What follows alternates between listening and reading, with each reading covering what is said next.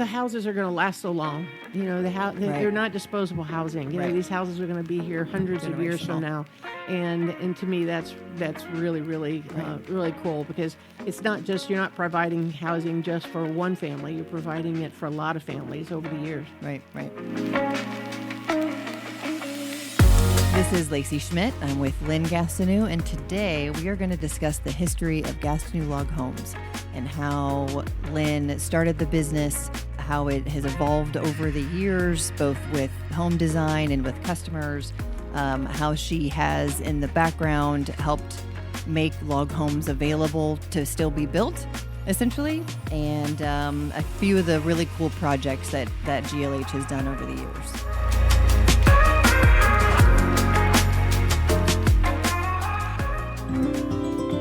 Hi, I'm Lacey Schmidt. And I'm Lynn Gastineau. And this is the Acorn Leaf podcast.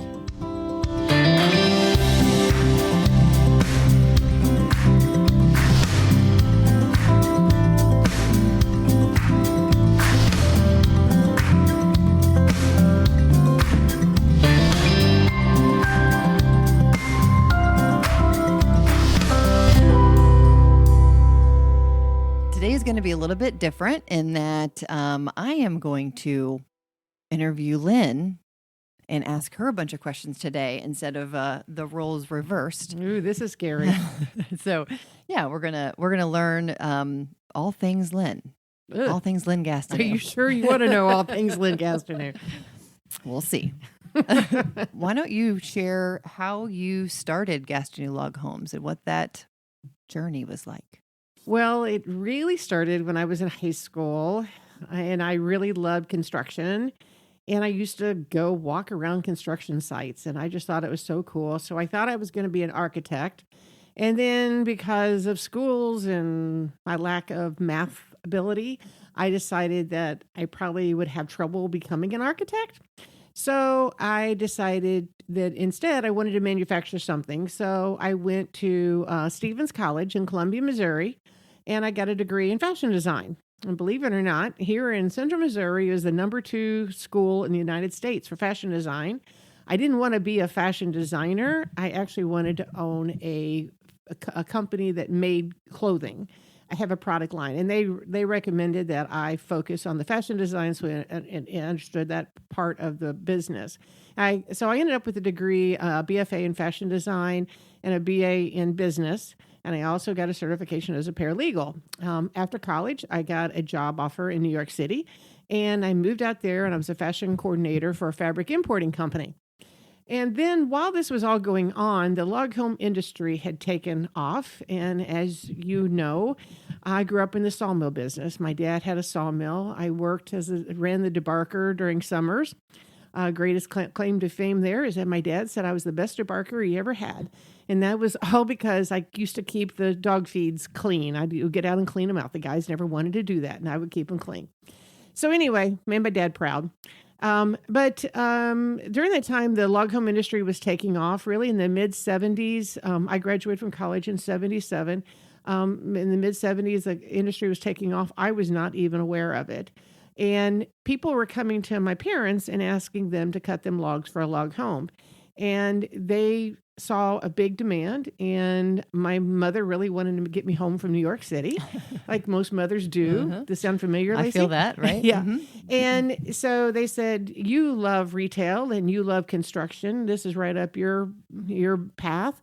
Why don't you move home and do this? And believe it or not, a lot of the design training that I had actually is the same type of design training they have in architecture. And then I had the business background, so it made sense. It sounded something like I would love to do. So I told all my friends in New York, I'm going to take a sabbatical for a year and go home and start a log home company.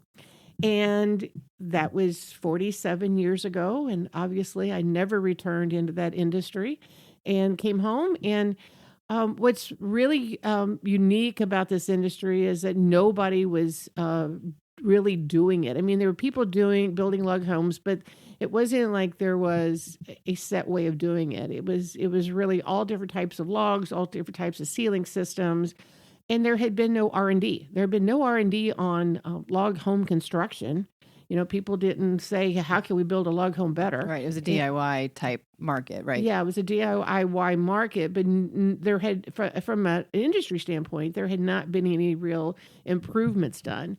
And so we started off doing the best we can with the information we had and what we thought would work the best. And the real difference we had in the market is because we're here in central Missouri, we could make oak log homes and make them at a good price because oak is plentiful here in Missouri.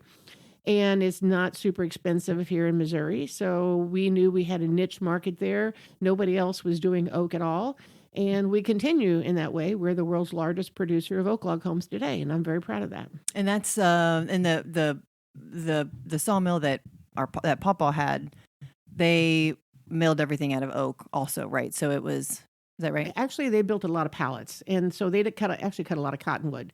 They did mostly oak and cottonwood. But that's primarily. So either way, I mean, it was a known connections there, yes. just with Pawpaw's connections, and because people were coming to him, like you said, to people were coming to him, and then they only had the ability to do what we call a 3-sided log, where you take a log, you cut it flat on 3 sides, and there's obviously issues with the connections with those type of logs, and so they knew that there needed to be a better way to do it. And actually, they had purchased a piece of equipment for their business that had the ability to cut tongue and groove logs for log homes. And so actually, when I started the company for the first 3 years, they actually manufactured the product for me. And then I put together all of the floor plans and all of the literature and did all the sales. I was a one-person log home company. For a couple of years, sold 26 houses the very first year, which was not too shabby, pretty cool. But we were just really selling linear footages of logs and didn't really get into the whole building. We didn't have engineering or design or any of those things back then. So all that had to be developed over the last 47 years. So yeah, I mean, you never made it back to New York, and thank goodness, because I probably wouldn't be here if you had. No, you wouldn't. And the funny part was, that I was 30 for 7 years because when you're a woman in this business, first is difficult. But secondly, I was 23 years old, 22, 23 years old. And so you had no credibility at that age. And so people would look at me and say, well, how old are you? And I'd say, oh, I'm 30. and 30 is like next level for some reason, 22, I was 30. 23, I was 30. And when I was 30, I was 30. It worked. It worked. You look great. Boy, you look great for your age. Yeah, I look great for 30 years old. And so you've seen a lot of change in the industry. I mean, I know, seeing you be a part of a lot of the associations and the various industry groups, if you will. I know that you helped found a lot of them, right? So tell us about that. Well, whenever the industry started off, most of us advertised in a magazine called Mother Earth News, which still exists, and it's a DIY, very DIY type of a magazine. But another magazine started up called the Log Home Guide, and it was just for log homes. And I think originally it only came out once a year. But there was a woman who ran that magazine who got a bunch of log home manufacturers together from Canada and the United States. And we started a group called the North American Log Builders Association. NALBA, which was the acronym for that, was active for several years, and we had about 60, 70 members at our peak. There was also another association called the Log Home Council, which the Log Home Council is part of the National Association of Home Builders. And at that time, the Log Home Council only had, I think, 6 members. Part of that was because they had exorbitant dues at the structure, and most of us could not afford to join that association, so we started our own. And we were very, very active, and we did a lot to promote the log home industry. After about 5 years, the two organizations melded together into one organization that is still today in business today, and it's still part of the National Association of Home Builder and the Log Home and Timber Frame Council. So it is still in existence. We had a lot of things to overcome between grading and our values fire codes, appraisals. Every issue we had to put money toward getting these issues fixed by either hiring engineers or doing studies. And we really are the reason the log home industry is still in business today, because otherwise some of the other building code groups and other things probably would have legislated us out of business. So right. I mean, there's a big fight to prove that log homes are equally as good, if not better, than any stick frame home. I mean, but it wasn't something that was just readily accepted. Right? Correct. We had to prove it. Time and time again. Yeah, and it was really funny this morning, and right now it's extremely cold over most of the United States.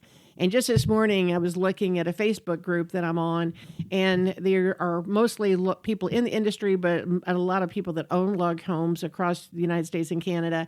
And there were at least 30 entries in there of people talking about it was -6, -10, and they were in their very warm, cozy log home and how easy it was to heat and cool, and how much they loved it and really appreciated how much better they were, more comfortable they were than their frame construction houses. And I posted on there that I wish that we could show all these comments to the Department of Energy and to the building officials to show them, because this is the truth. Proof's in the pudding, right? The proof's in the pudding, right. Yeah. I mean, that's a whole podcast in itself. Yes, yeah. The NALBA and the Log Home Council were pivotal to having the papers and the engineering behind the log homes to keep them able to be built essentially everywhere, right? Yes. The code officials won't just take testimony by people who live in log homes. They will, they require proof. And just someone saying it doesn't meet their standards. So we had to spend a lot of money.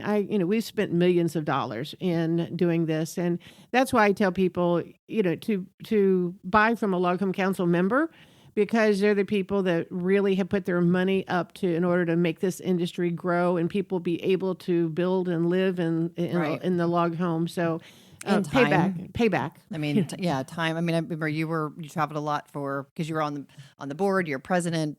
And so you spend a lot of your time making all of these things happen. Yeah, a lot of time, a lot of early morning flights and late night flights getting home, and a lot of money, because all that travel you have to pay for out of your pocket. So it was a big investment, but I'm really proud of it. I'm really proud of what we've done, and I wouldn't do it any different. Yeah. And now to bring it full circle, I am on the board of the Log Home Council, and we're still doing the same thing today. So sadly, we're still having to fight for things we shouldn't have to fight for, but that's what we're still doing. Yeah, for some reason, the building codes feel like they have to make them more stringent every single 3-year cycle that they renew. And it's never good enough. They think it's got to be better. So they think that if they will just make it tighter and tighter, that for somehow people are going to be able to afford to do all these things and still build homes. I don't really understand their thought process. Let's talk about the types of houses, or what it looked like when somebody bought a house in the first 5-10 years of GLH compared to now. Well, it's a lot different. And back then I did most of the sales myself, so I knew most of the customers. And from their initial visit, walking through, we had our first model home we built. That was just a model home. We built that in 1979 and moved into it in 1980. So as people were traveling down the highway, we were a fairly busy highway, and people would just stop and walk in, and I talked to all of them. And it was interesting because the log home industry was new. People didn't know a whole lot about it. So there was a lot of education that took place. You didn't get as many people coming in saying, "Oh, I've always wanted a log home. It's been my dream my whole life," like you have today, because today's customer has been around them for 45 years, or 47 years. They've heard about them. So you explain it to people, but there still were a lot of people that did walk in and say, "I've always wanted a log home." I always wondered where the world they come from, but they did, and it usually was they had spent time in a log home that their grandfather had built, or they'd had some experience in them in the mountains somewhere or something, and they'd always wanted one. But it was a big do-it-yourselfer market. In the late 70s, mid-70s, late 70s, as you know, it was a get off the grid, drop the corporate lifestyle, go back to nature. There was a big movement in that way. And so a lot of people would sell their possessions, buy a log home kit, go out in the woods and build a log home and themselves and do it all themselves. And then that was our typical customer. As the years have changed, it is now where that accounts to only maybe 10% of our buyers. Most of our customers have a builder build the house for them. They may be involved in finishing the house, like they may have the shell put up and then they finish it themselves. We have a lot of people do that. But the people are still very, very involved in the construction of their house. It's, they're involved in the design, they're involved in what they want. I mean, it's really, really fun to work with people and very, very rewarding to help them get that house that they've been dreaming about. Right. As you know, there's the one couple that's up not too far from here that they recently came to construction seminar. They're about 75% finished built in their house. And the lady had been wanting one of our homes for almost 20 years. And they're finally able to, in their life cycle, they're finally able to build that home. And so being able to help them do that's really, really rewarding. It really is so great. So tell us about how the design of houses have changed as far as like their footprint and the design that people are wanting now or wanted then compared to now. There has been a lot of changes, and then there's still a lot of similarities. The open great room concept is still extremely popular, and that has been since the very beginning of our industry. The Missourian was a plan that we sold over and over and over again early on. Yeah, the Missourian was the first model home that you built, right, in the 79, 80. That's what I used to, when I got off the school bus. I came to the Missourian. That was our office. Yes, right? You did. Yeah.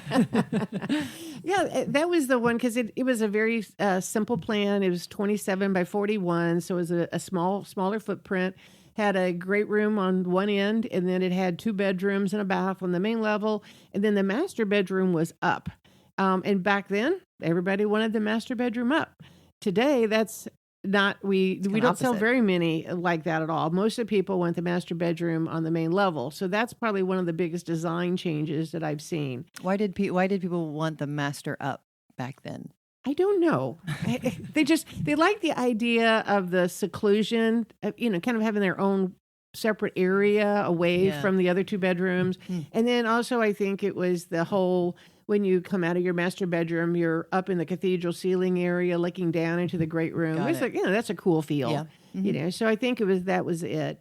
I don't think the clients were any more physical or younger or anything. Right. I think it was just that they had this concept of being up at the peak. It was just cool. And obviously people think now more about aging in place. And that's a cognizant thought that people, when they design their home, that they keep front of mind. A lot of people. So, and that wasn't so much back then. I think maybe did people think that they'd always be able to climb stairs?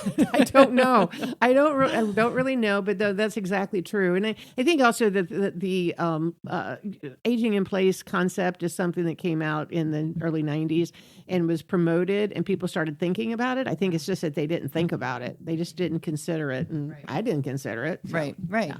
Of course, I was in my 20s. So You were 30. I was 30. That's right. Yeah, I was 30. Don't forget, you were 30 for a long time. Right. You're going to be able to climb stairs forever. The other thing that's different now, I think, is we do a lot of much bigger homes. That house was the most common one we sold was about 1,800 square feet, counting the 2 floors. And most of the houses we sell today are more like 2,400 square feet is probably average. So the houses are bigger. That house had a carport. We sell more garages. It had a front porch. We sell probably more porches now. More wraparound porches are very popular.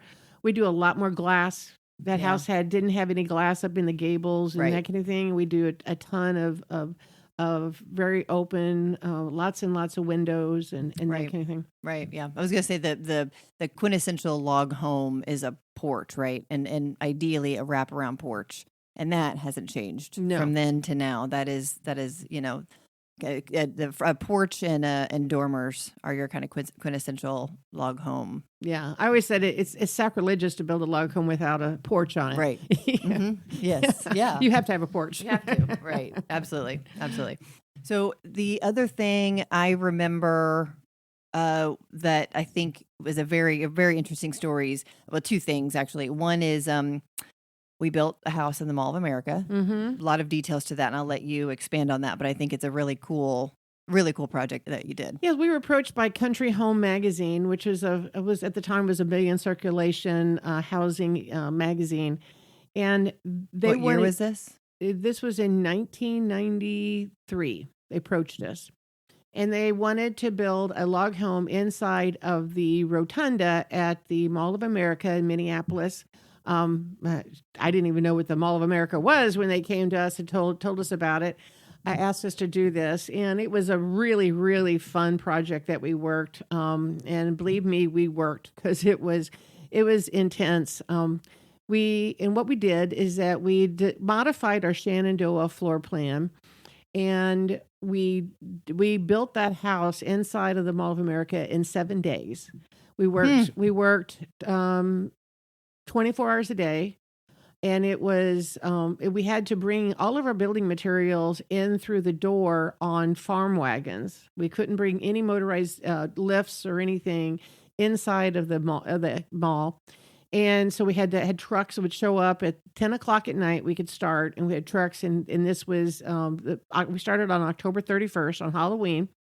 And we had these big wagons, and we'd have to push these wagons into the rotunda from the doors and unload everything by hand.